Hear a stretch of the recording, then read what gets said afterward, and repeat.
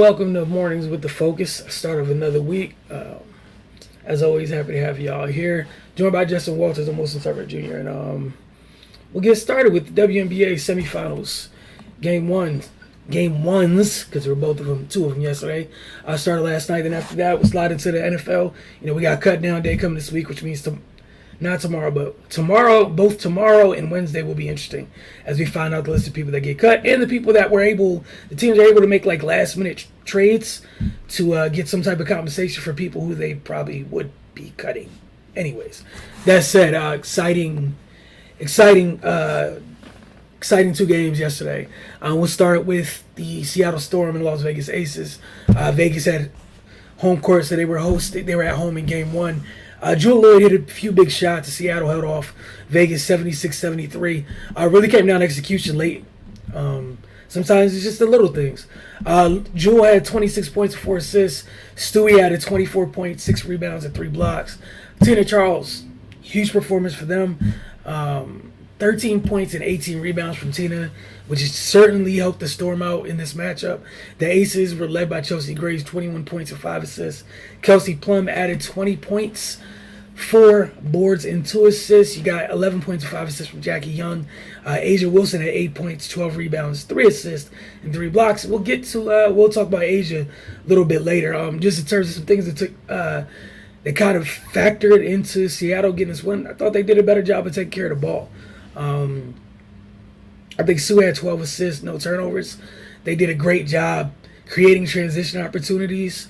I think they outscored the Aces 16-0 in fast break points. I have to go back and double check.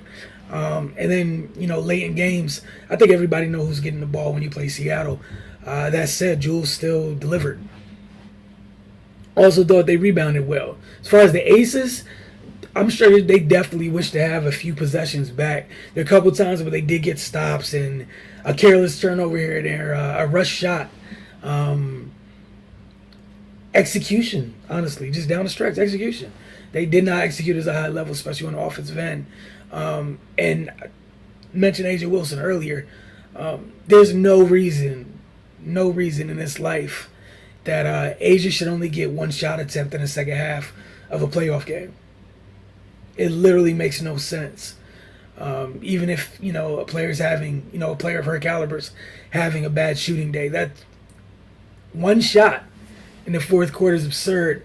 When you see what the game was decided by 3. It's one of the best bigs in the league. There's no reason for her to only get one shot in the fourth. The second semifinals game was just as fun. Connecticut Sun held off the Chicago Sky. Despite his historic performance from Candace Parker. The Sun beat the Sky 68-63.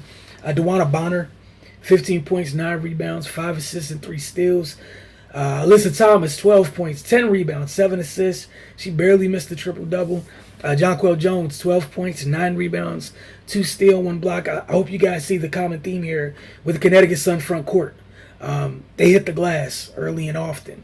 Brianna Jones off the bench, 12 points, 3 boards, and 3 assists. Candace's monster night. This is a big night in a regular season game, let alone a postseason game. 19 points, 18 rebounds, 5 assists, 4 steals, and 6 blocks.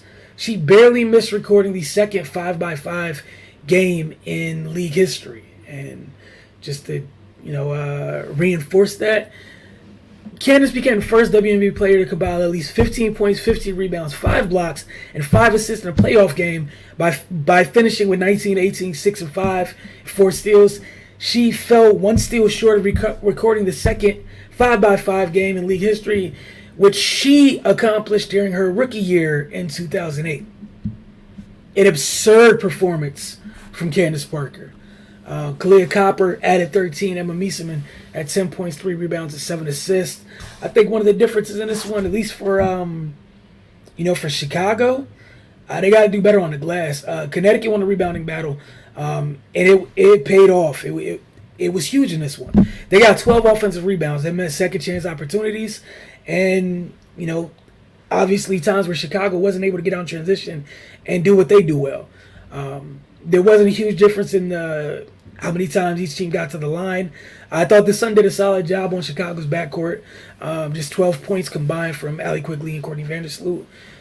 And while the Suns backcourt didn't have a great night, they had their front court. And their front court together were able to kind of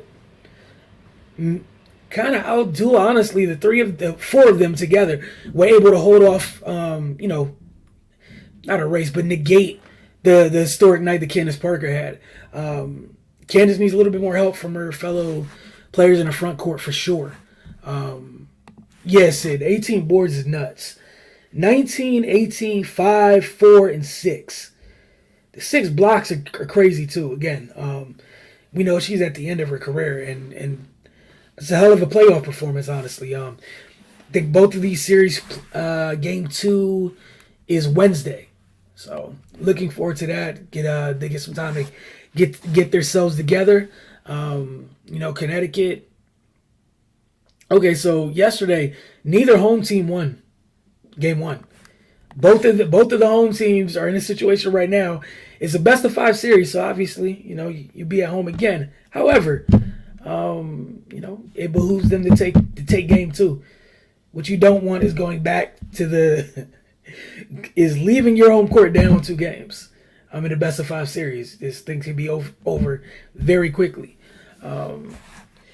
But Justin, we ended preseason this week. We had the start of college football this week. We got, teams are cutting down the rosters down to 53 within the next 24 hours or whatnot. Where did you want to go as far as the NFL goes, as far as football goes this morning? I guess just going through a few games. I watched probably too much football this weekend. It was interesting. Some teams played a lot of their players, to give you some kind of look at what it may look like during the season. And some teams just threw the game away, So it was, but if you stumbled on the right game, you got to watch some players. You got to see, kind of get an idea. Maybe not so much they put a game plan in, but just to see the main players together. I know the Miami Dolphins, man, they came out guns blazing and, got Tyreek in quick, 2 plays in and out, fed him the ball, ran all 5 running backs in the first half. Every receiver touched the ball. Tool was sharp. I don't want to get sidetracked, but I was watching ESPN, and I normally don't talk about TV, but I was extremely frustrated. I can't. I know what you're talking about. You talking about this morning? I know what you're talking about. Threw me off my game, man. I'm just those people, man. I don't know. Man. I get the whole talking point thing, but it's stupid. And again, I don't want to get into the whole thing, the Tua defense thing, but the guy looks as good as he's ever looked. And I don't think you can't show me too many quarterbacks that have thrown, just that the drives he was in on Saturday they don't get any better. Doesn't matter what quarterback you put in that system. Maybe the deep ball could have been 1 or 2 yards longer, whatever. But it is what it is. He completed it and completed pretty much every pass he threw. The offense, I think he's going to be a good case study in what wins football games. Miami's a good roster. So what they're going to ask him to do isn't going to be what you think Burrow does or what you think Mahomes does, or Burrow doesn't do what Mahomes does. You know what I mean? Josh Allen's up and down. Josh Allen throws balls that defenders get their hands on very often. So I think just by judging guys off the deep ball is stupid, or arm strength. So again, I listen to them argue about Mahomes would have made the throw better and this guy would have did that, and it just kind of brought me to why when Tyreek says that how much he likes playing with Tua, I don't think it's a lie. I don't think it's something to try to convince Tua that he's good. Maybe in a way he pushes him a little bit, but there's something to the ball just being out, and I think that's what the difference is between him and a lot of these quarterbacks. Burrow holds the ball sometimes. Again, the Herbert stuff, I'm one of the biggest Herbert fans there is.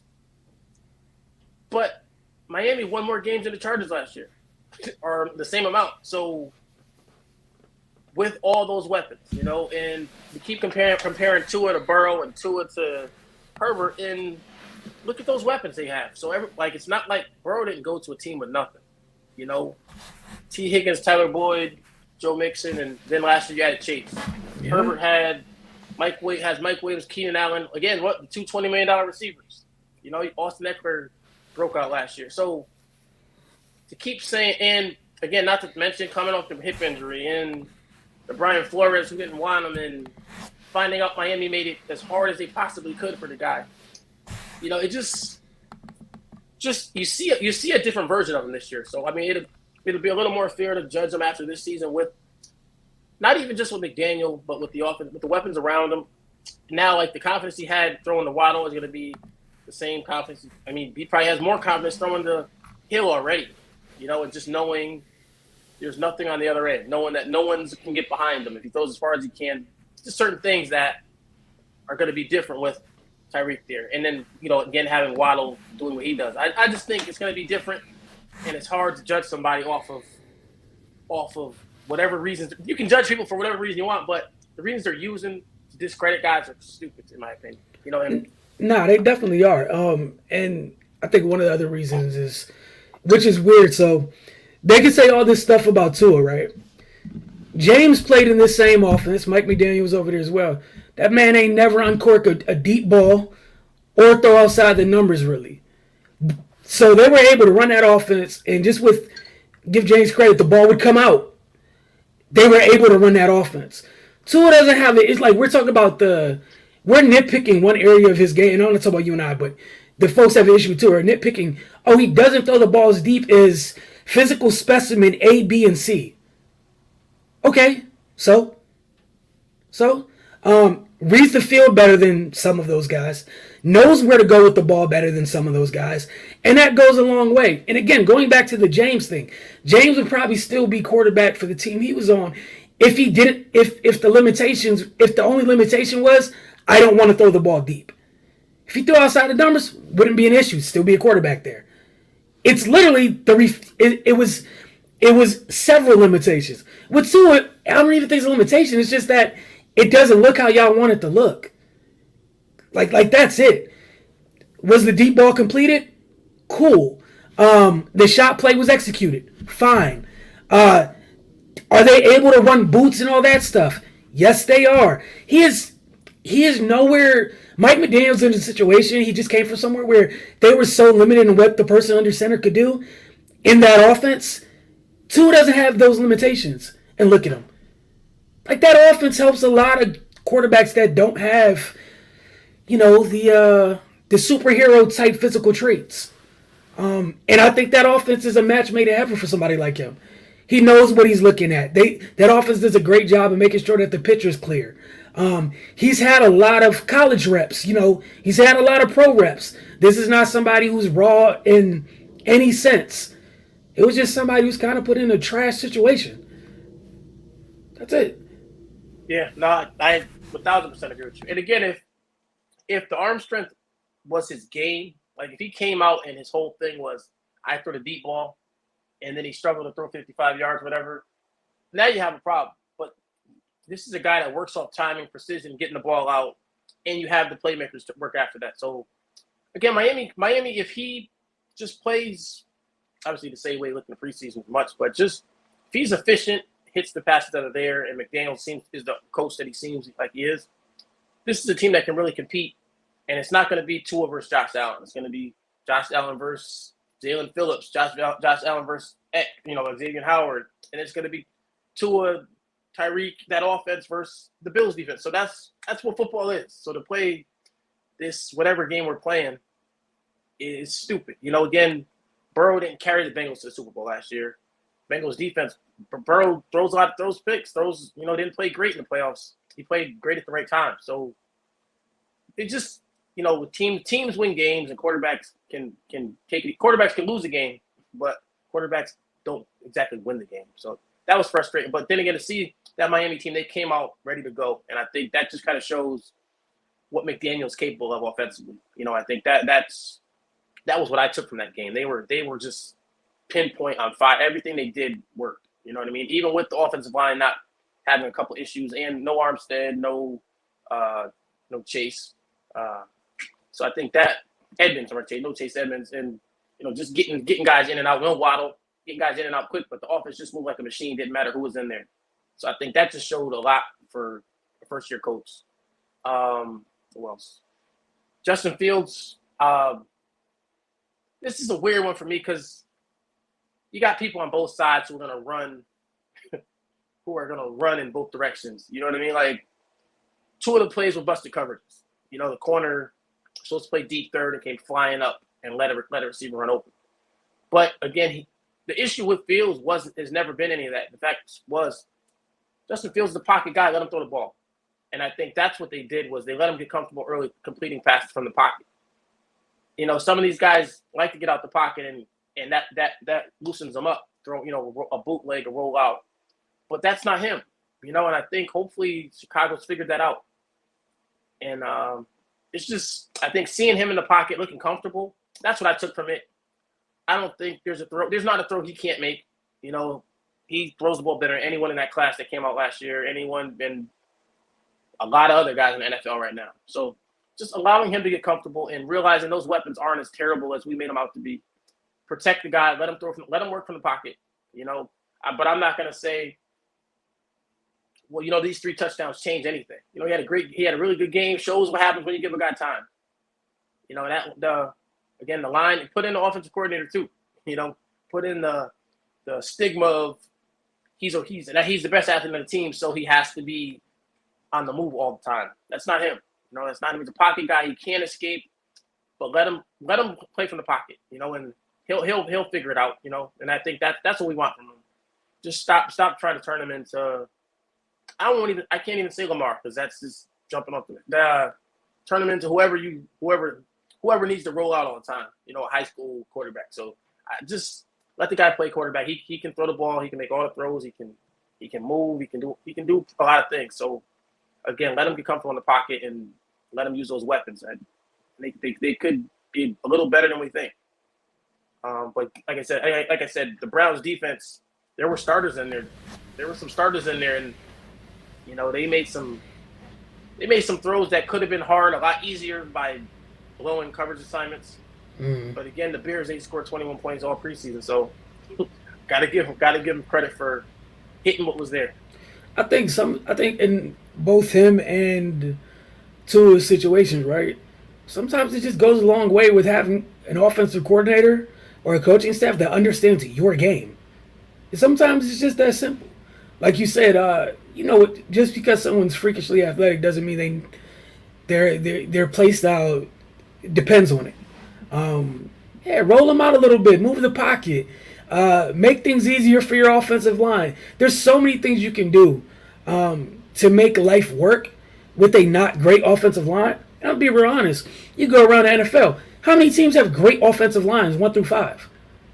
There's not a bunch of them. You got a couple teams where you might have two top level guys, but there's usually a gap between those 2 and the other 3. Or you got a team where you got one guy who's all world and the other guys, kind of, I got my side. 4 of you guys hold up your weight, we'll be okay. But a lot of times, sometimes scheme goes with it too. I still haven't given up on Tevin Jenkins. I think he's going to be fine. But I think that's another guy where, new regime should help just a little bit, honestly.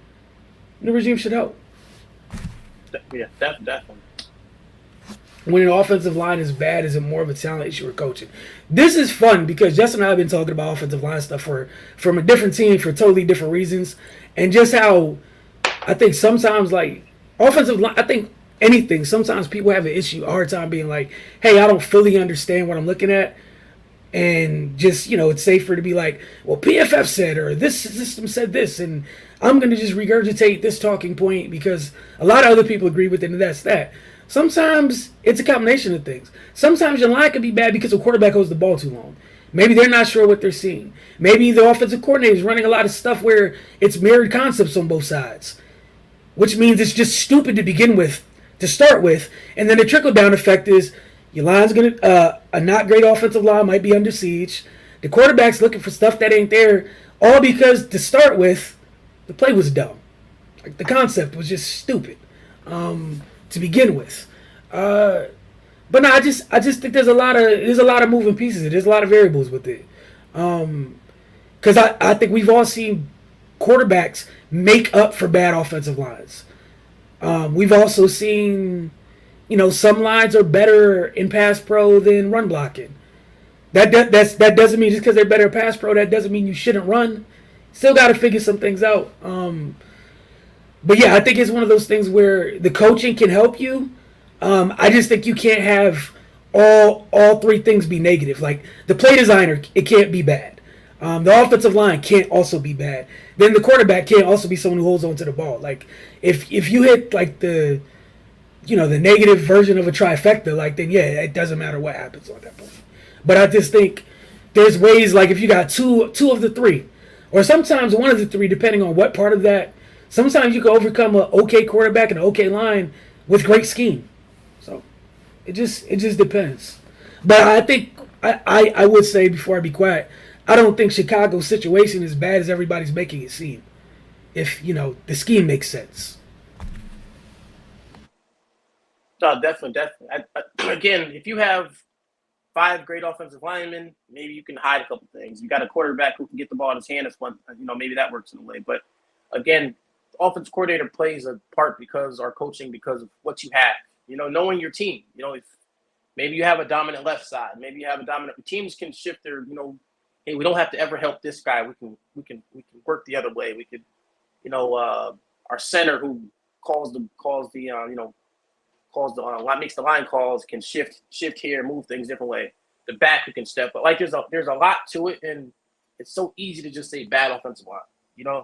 Obviously, when you see a guy get whipped at tackle real quick or right off the rip, you know whose fault it was, that type of thing. But for the most part, if there's a lot of teams that have bad line, but we never talk about it. Like this guy's not that good. Are bad players and sprinkled in the offensive line, and they survive because of the coaching. But when you have certain teams that are taking 7-step drops with bad offensive lines and sending out all their receivers. Like another thing with the Bengals last year was they didn't really help themselves because they sent everyone out every play. So you're sending all these targets out, whether it's 5-on-5, 5-on-4, 5-on-6. Like if they blitz, people are going to get in. You know what I mean? So the combination of 5-man protections with a quarterback that holds the ball, that's suicide. And whether your lines, if you have a good line, it's a problem. You know what I mean? But having a below average line with a quarterback that holds the ball, long developing plays, it doesn't matter who you have. So I think, like we were saying, it's a mix. It's a mix. And again, Miami has holes in their offensive line. San Francisco's had holes in their line, over the years, and didn't matter. Rams didn't even go replace Andrew Whitworth this year. So it tells you the value of an offensive lineman. It's not as serious as we make it sometimes. It's great to have a left tackle that can go out there and do damage, but it's not always necessary if you can coach around it. Who else we had?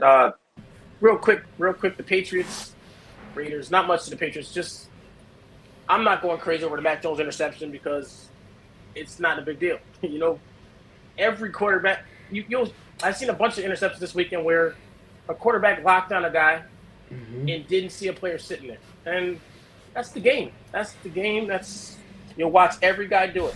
Or you get under pressure and you're locking onto your receiver and you don't see a guy who's just standing there and throw the ball right to him. And it looks like the dumbest play ever, but obviously he didn't see him. You know what I mean? Like, it's just quick because we want to prove this guy's good or this guy's bad, or I can't believe they put him in the top 100, but maybe don't belong in it. But still, he's a good player. He's a solid quarterback, and they're still trying to figure out their system. That might be an issue, but the weapons are a little better, and trying to figure out what they're going to do with that running game. I think the Patriots they're always going to be tough. I don't think they're ever going to be a terrible team. As long as that coach is there and, they're trying to do something new over there. And I think that'll be fun to watch, interesting to watch. And again, I don't like putting a narrative on a guy because he makes one bad play. Again, with the Patricia Judge thing, I saw something that said they called the same play maybe 6 or 7 times, but I'm sure you do that on Madden when it works. So maybe that was the thought process. I don't really know. It's preseason too. I think a lot of this stuff with preseason, for a lot of the stories that are coming out, I know people miss football. Man, it's preseason. Nobody's game planning out here. And I would say, you want to know what did feel kind of game planish like, or at least scripted, was Miami's drive.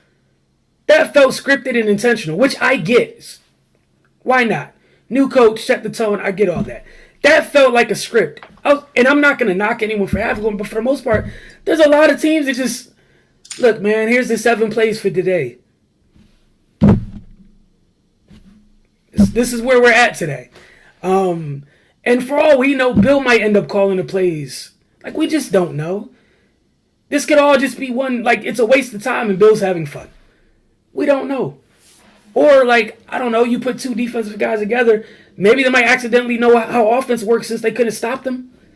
They might be good together if they think about it. Who knows? But it's preseason. I just don't care that deeply, honestly. Like you said, every quarterback in the league throws that pick. It's a matter of time. Some do it far more than others. However, it happens. And again, folks weren't game planning. I just don't. Look, man, week 1's coming up soon. Y'all just got to relax. Preseason, you just have to get through it. That's it. Yep, agreed. And let's see, Malik Willis, he's a weapon. He's a weapon. There's still growth that has to be made, which was expected. And I think, again, you hit the 2 sides that when he was running all over, when he was struggling early, or got pulled early. Week 1. We're ready to crown him as that's why he didn't get picked. And again, he might just be that case study of you don't pass on talent, and it might not be done the way you like it, but he's talented. He can throw the ball, he can move, and he's just tightening up, fine tuning a few things, and then making your system fit him. He's a playmaker in a league where there's not many of them, especially at that position. Outrunning NFL players. I don't care where they are, what position, second string, third string, first string. The way he's moving, the way he moves, there's not a lot of guys like that. And I think that at least should give him an opportunity at some point. And again, I'm happy they allowed him to play so much football in preseason. That was the biggest thing you could take from all this. Not the runs, not the throws, some different things with arm angles. I think he hit Burks on a touchdown. So I think that was good for him, but I think as the season goes on, it's just going to be so much with the game slowing down for him, and I think that's his biggest step. If that game slows down for him and Tannehill struggles, next year could be his year. You really don't know. It depends on the jump he makes and what Tannehill does, because, again, Tannehill's not a bad quarterback. He has some bad games, he has some horrible moments, but he's not a bad quarterback.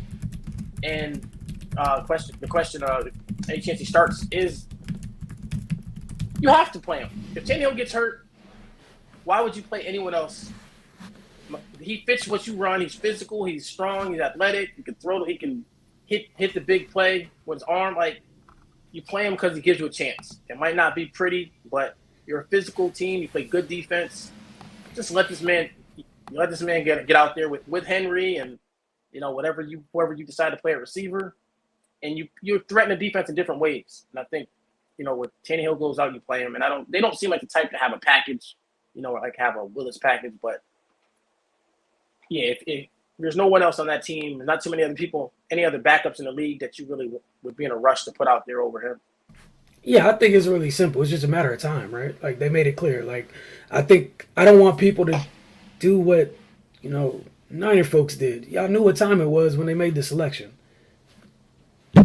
Only difference is one dude, somebody spent 3 picks to go up and get 3rd overall. The other dude fell for pretty much no good reason at all, and Tennessee took him. That said, you got 2 guys with more talent than the guys in front of them.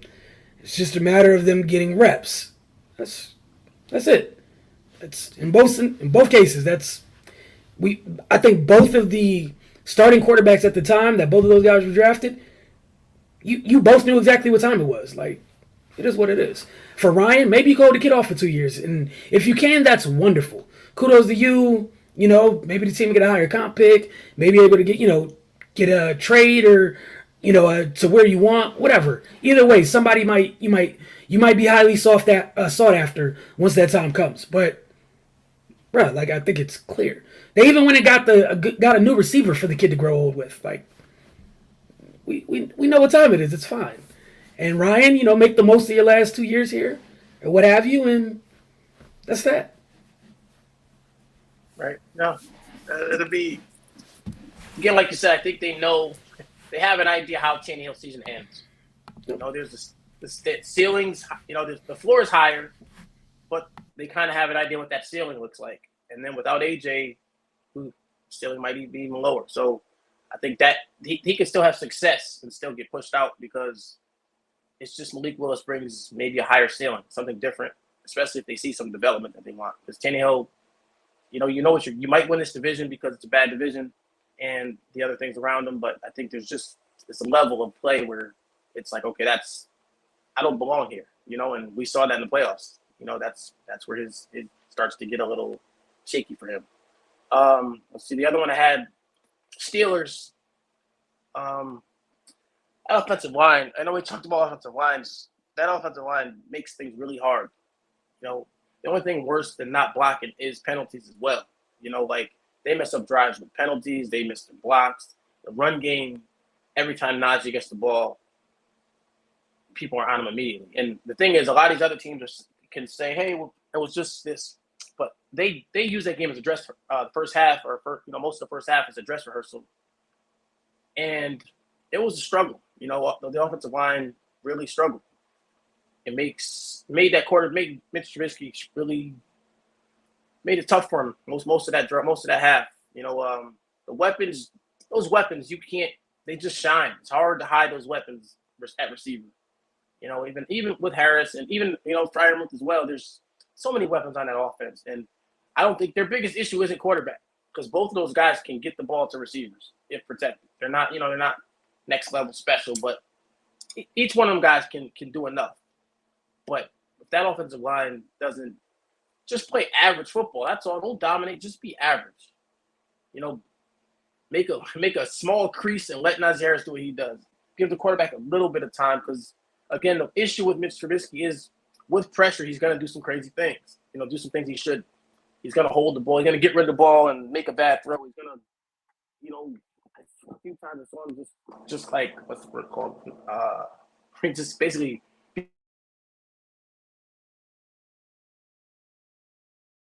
All right, I think we had Justin disconnect for a minute. Hopefully, we get him back. Let's see if we can get him back because it looks like it's frozen. You had anything else you wanted to talk about, Sid? I know you've been in the comment section passing some things out, or anybody else is tuned in. Follow Sid's lead, hit the comment section. We'll happily reply. But I think we should have Justin back soon. It's like a device issue for the moment.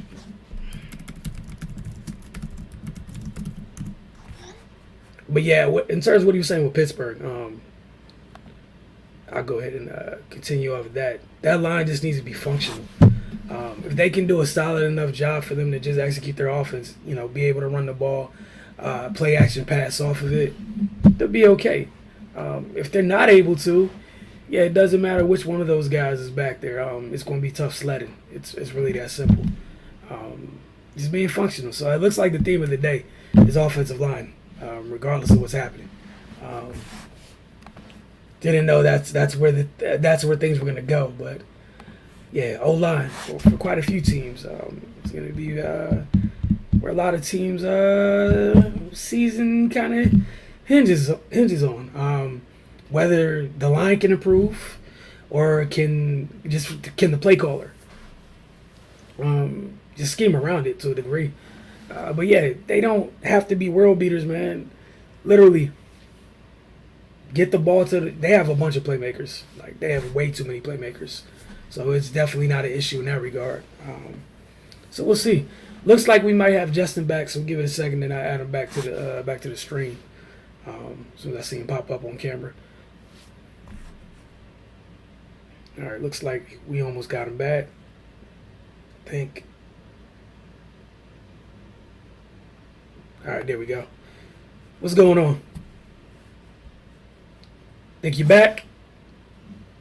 All right. Sorry about that. Sorry about It's that. all good. It's all good. But yeah, I just got to continue talking about where you left off, just with the Steelers and offensive line. Just that they need Can him you to hear be me? functional. Yep, I can hear you. Oh, okay. No,